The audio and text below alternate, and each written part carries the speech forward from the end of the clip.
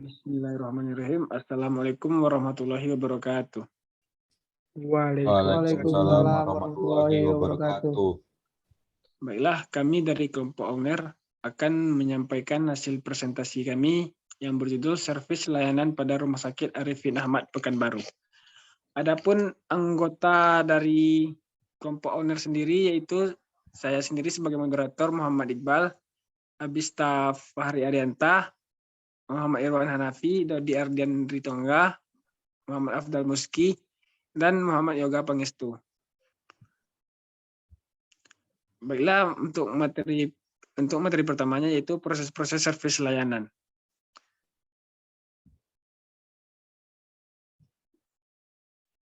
Next dah. Yang pertama yaitu manajemen tingkat layanan.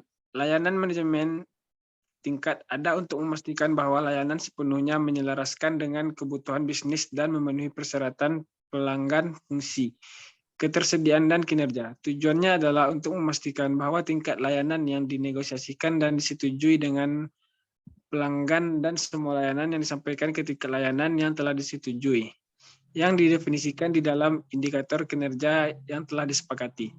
Suatu layanan akan terbentuk karena adanya proses pemberian layanan tertentu di pihak penyedia layanan kepada pihak yang dilayani, yaitu yang pertama, penyedia layanan. Penyedia layanan, service provider, adalah pihak yang dapat memberikan suatu layanan tertentu kepada konsumen, baik berupa layanan dalam bentuk penyediaan dan penyerahan barang atau jasa.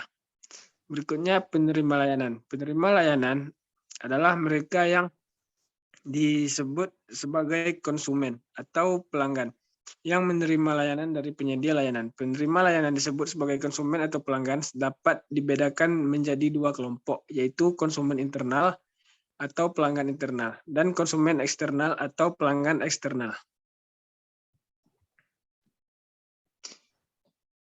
2. Manajemen kapasitas. Manajemen kapasitas adalah serangkaian proses-proses yang bertanggung jawab dalam memastikan kapasitas layanan TI, menyediakan target tingkat layanan yang telah disepakati, biaya yang efektif dan tepat waktu.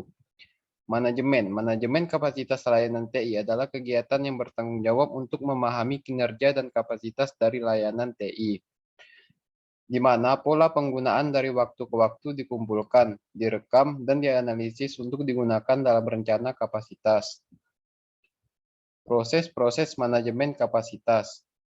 Yang pertama ada penyusunan kapasitas. Penyusunan kapasitas akan berisi penjelasan yang menjelaskan rincian kebutuhan variabel seperti memori, storage, bandwidth, CPU, dan lain-lain dari setiap perangkat yang dijabarkan pada sumber data dan yang tersedia pada saat ini, serta strategi untuk pemenuhan kapasitas perangkat. Perencanaan kapasitas juga berisi penjelasan tentang ID perangkat, nama perangkat, jenis perangkat, fungsi perangkat, keterangan tentang penggunaan perangkat baru, tentang penggunaan perangkat yang ada, ID, nama, jenis, jumlah kebutuhan kapasitas sesuai variabel yang disebutkan, jumlah kapasitas yang tersedia sesuai variabel yang disebutkan, strategi untuk memenuhi kebutuhan kapasitas apakah dengan optimalisasi atau pembelian baru.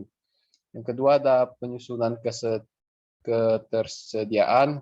Yang pertama mencakup perangkat keras. Penyusunan perangkat keras hardware akan berisi penjelasan tentang pemetaan perangkat apa saja yang berfungsi sebagai perangkat primer, perangkat redundan, dan apakah ada perangkat cadangan. Penjelasan tersebut mencakup penjelasan tentang perencanaan ID perangkat yang akan dijadikan perangkat primer atau utama. Perangkat lunak software. Penyusunan perangkat lunak akan berisi penjelasan yang menjelaskan tentang perangkat lunak yang mendukung aplikasi atau sistem yang akan atau sedang dikembangkan, dan alokasi perangkat lunak tersebut. Penjelasan tersebut berisi tentang perencanaan jenis perangkat lunak, nama perangkat lunak, ID perangkat lunak, di mana perangkat lunak terpasang.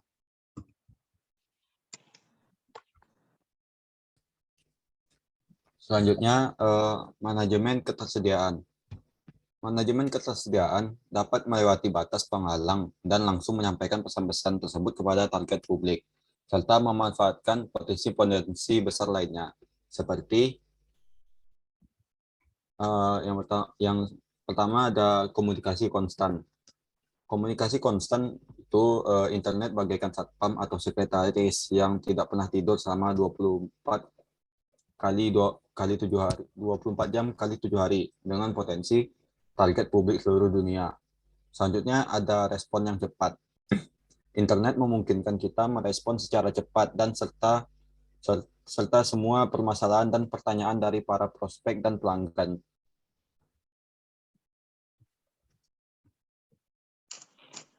Selanjutnya ada pasar global. Internet telah menutup jurang pemisah geografis, kecuali psikologis. Setelah kita terhubung ke dunia online, kita dapat langsung berkomunikasi dengan pasar di Arab, investor di Swedia, dan mitra bisnis di California dengan biaya yang sangat minim. Selanjutnya ada interaktif. Interaktifnya internet membuat kita dapat memperoleh feedback dari pelanggan atau pengunjung situs web kita. Dengan demikian, kita bisa tahu keinginan mereka sehingga tidak perlu lagi menebak-nebak. Selanjutnya ada komunikasi dua arah.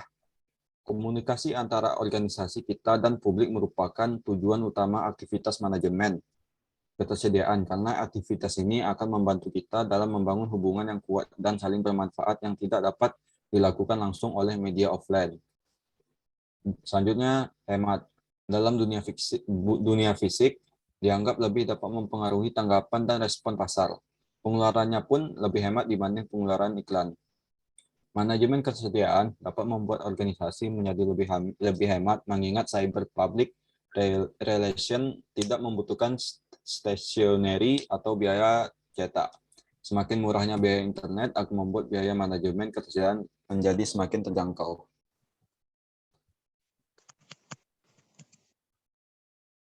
Empat, manajemen keamanan informasi. Kemampuan dan keramahan, serta sopan santun pegawai dalam meyakinkan kepercayaan pelanggan. Jaminan meliputi courtesy, credibility atau kredibilitas, dan security atau keamanan. Kompetensi terdiri dari keahlian dan pengetahuan dari para penyedia jasa pelayanan dalam memberikan pelayanan. Courtesy meliputi kesopanan dan keramahan dari penyedia pelayanan terhadap penerima pelayanan. Kredibilitas menyangkut reputasi suatu perusahaan. Selanjutnya, service transition. Service transition adalah penggambaran bagaimana organisasi atau sebuah perusahaan bertransformasi dari apa yang sudah diciptakan dan diterapkan menuju perubahan yang baik lagi dengan membuat inovasi baru, atau menciptakan sesuatu yang baru dengan mengikuti perkembangan zamannya dan membuat para penggunanya merasa lebih nyaman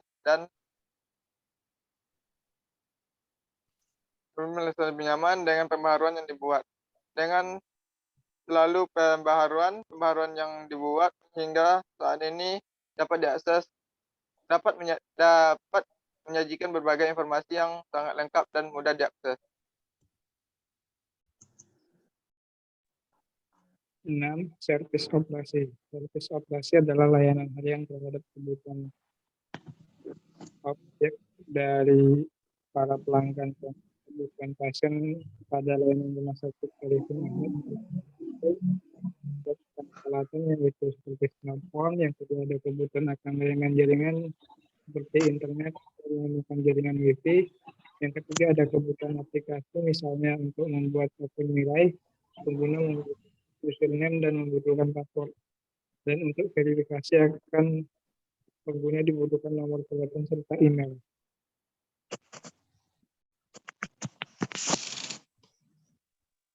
Baiklah, itulah tadi hasil presentasi dari kami. Lebih atau kurang kami mohon maaf. Wabillahi taufiq wal hidayah. Wassalamualaikum warahmatullahi wabarakatuh. Waalaikumsalam warahmatullahi wabarakatuh.